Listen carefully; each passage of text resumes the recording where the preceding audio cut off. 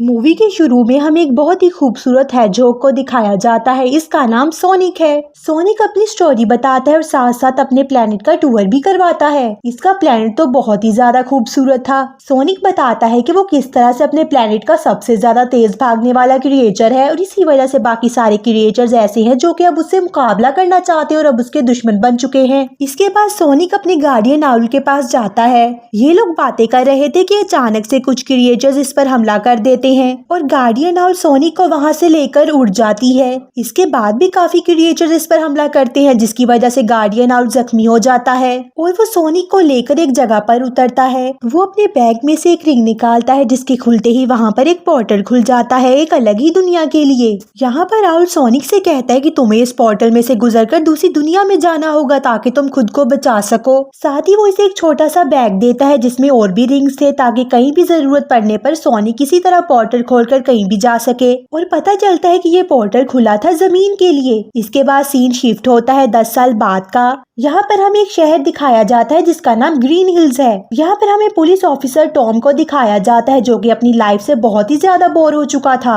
और किसी न किसी नए एडवेंचर के लिए तैयार रहता था। अचानक से इसे एक दिन सड़क पर एक ब्लू कलर का पर्न मिलता है जो कि सोनिक का था। दूसरी तरफ हम सोनिक को देखते हैं जो कि इसी दुनिया में लोगों से बचकर गार में अपना घर बना चुका था और ऐसे ही लोगों से छुपकर यहाँ पर रह रहा था। सोनिक बताता है कैसे उसे टॉम और उसकी वाइफ बहुत ज्यादा पसंद है क्योंकि वो दोनों जानवरों से बहुत ज्यादा प्यार करते हैं। सोनिक टॉम को डोनिक लॉर्ड कहकर बुलाता है क्योंकि उसे डोनट खाना बहुत ही पसंद था। जब ये दोनों कपल घर पर नहीं होते थे तो सोनिक इनके घर में काफी ज्यादा टाइम स्पेंड करता था क्योंकि वो इनसे बहुत ही ज्यादा इम्प्रेस था। एक दिन टॉम को पुलिस की तरफ से एक लेटर मिलता है जिसमें बताया जाता है कि वो सैन फ्रांसिस्को पोस्ट कर दिया गया है। अब तो टॉम बहुत ही ज्यादा खुश था क्योंकि आखिरकार इसकी जिंदगी में कोई नया एडवेंचर आने वाला था। अब दूसरी तरफ सोनिक कुछ बच्चों को बेसबॉल खेलते हुए देखता है। वो कुछ अकेला सा महसूस करता है क्योंकि उसके साथ खेलने वाला कोई भी नहीं था। रात को जब वहाँ पर कोई नहीं होता तो वो अकेला ही उस ग्राउंड के चक्कर लगाने लगता है और ऐसे ही बहुत तेज चक्कर लगाने की वजह से एक इलेक्ट्रोमैग्नेटिक फील्ड पैदा होती है और उस शहर की सारी लाइट्स बंद हो जाती हैं। टॉम को अपने घर से एक ब्लू कलर का पर्न मिलता है। ये ऐसा ही पर्न था जैसा उसे उस सड़क के पास से मिला था और ये अंधेरे में चमक रहा था।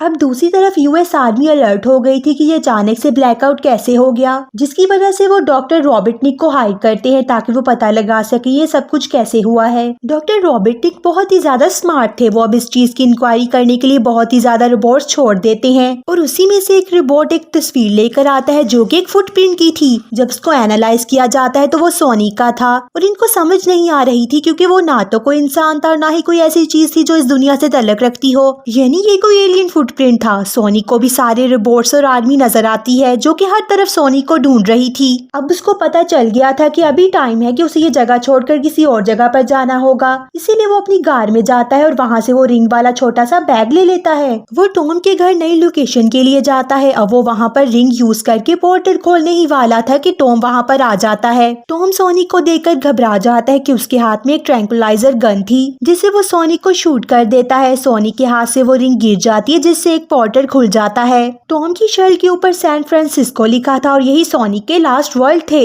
जिसकी वजह से वो पोर्टल सैन फ्रांसिस्को के लिए खुलता है। अब सोनिक के हाथ में जो छोटा सा बैग था वो सैन फ्रांसिस्को के अंदर गिर जाता है एक बिल्डिंग के बिल्कुल टॉप के ऊपर, जिसके बाद सोनिक बेहोश हो जाता है। यहाँ पर टॉम इसको पकड़ लेता है। टॉम को पता चल जाता है कि ये वही ब्लू पर वाला एलियन है। जब सोनिक को होश आता है वो टॉम से बहुत ज्यादा रिक्वेस्ट करता है कि इसकी हेल्प करे और इसे आर्मी के हवाले ना करे। यहाँ पर हम जानते हैं कि टॉम बहुत ही अच्छे दिल का इंसान है। अब तो वो सोनिक की हेल्प करने के लिए तैयार हो जाता है। अब बाहर डॉक्टर रॉबर्टनिक अपने रोबोट्स के साथ पहुँच गया था। यहाँ पर हर तरफ सोनिक के फुटप्रिंट्स थे और इनका पीछा करते करते वो टॉम के घर तक पहुँच जाते हैं। पर यहाँ पर जब वो बेल बजाते हैं तो टॉम आकर इनको अंदर आने से मना करता है। जिसके बाद वो छोटे छोटे रोबोट्स टॉम के घर के अंदर आते हैं जिनको देखते ही सोनिक बहुत ज्यादा मूव करता है और नीचे आ जाता है। अब ये सारी आवाजें सुनकर डॉक्टर रॉबर्टनिक इसके घर के अंदर आते हैं। यहाँ पर वो एक ब्लू पर देख लेते हैं। सोनिक तो छुप गया था तो डॉक्टर यहाँ पर कहता है कि अगर सोनिक सामने ना आया तो वो टॉम को शूट कर देगा।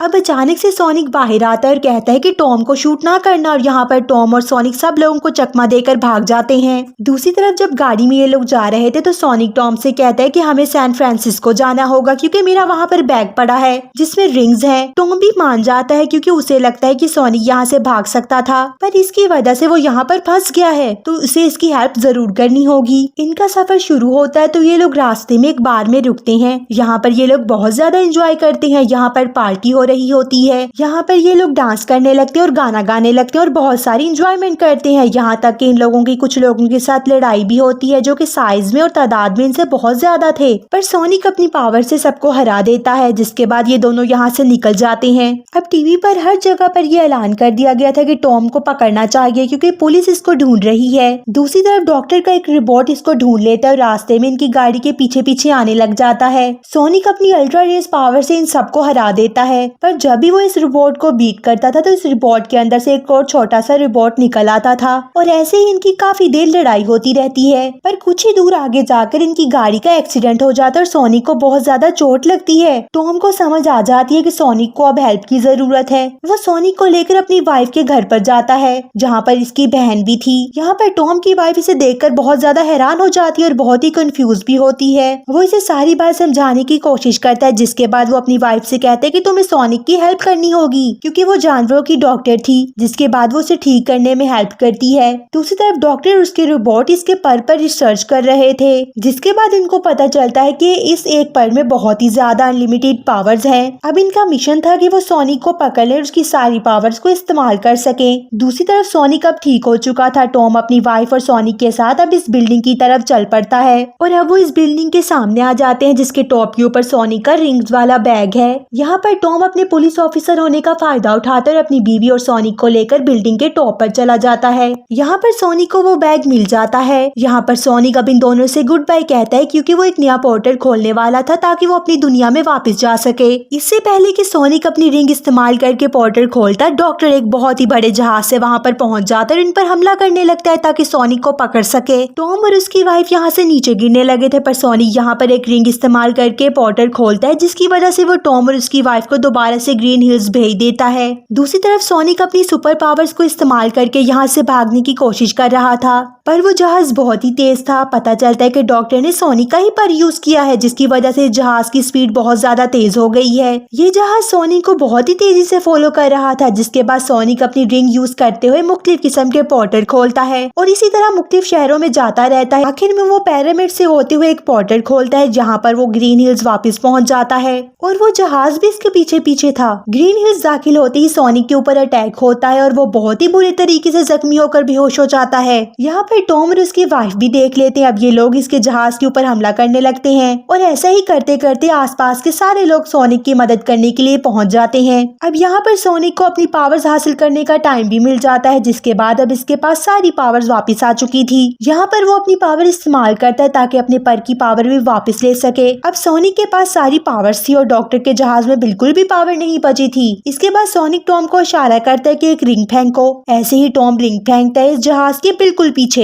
अब सोनिक पूरी ताकत से जहाज को टक्कर मारता है, जिसकी वजह से वो जहाज खुले हुए पोर्टल में चला जाता है। ये पोर्टल सोनिक की अपनी दुनिया का था। इसके बाद वो पोर्टल बंद हो जाता है। अब टॉम सोचता है कि इसे ग्रीन हिल्स में ही रहना चाहिए क्योंकि काफी एडवेंचर हो चुका था। इसके बाद वो और उसकी बीवी सोनिक को अपने साथ ही रख लेते हैं। वो अपने ही घर में ऊपर एथिक में सोनिक को एक बहुत ही प्यारा सा रूम सेट करके देते हैं, बिल्कुल वैसा ही जैसा कि उसकी कार में था। अब एक दिन एक आर्मी जर्नल टॉम के घर आता है कि कैसे सोनिक पर होने वाली सारी रिसर्च को मिटा दिया गया है, यहाँ तक कि डॉक्टर रॉबिननिक के बारे में भी अब कुछ भी फाइल्स में नहीं बचा। इसके बाद हम सोनिक का प्लेनेट देखते हैं। यहाँ पर अभी भी डॉक्टर के पास सोनिक का पर है और वो प्लान करता है कि वो एक दिन जमीन पर जरूर वापस आएगा। आखिर में हम देखते हैं कि एक पोर्टल खुलता है जिसमें से एक येलो 2 दुम वाली फॉक्स निकलती है और वो भी सोनिक के ही प्लेनेट से आई थी। और यहाँ पर पता चलता है कि वो सोनिक को ही ढूंढ रही है और इसी के साथ ये मूवी यहीं पर खत्म हो जाती है।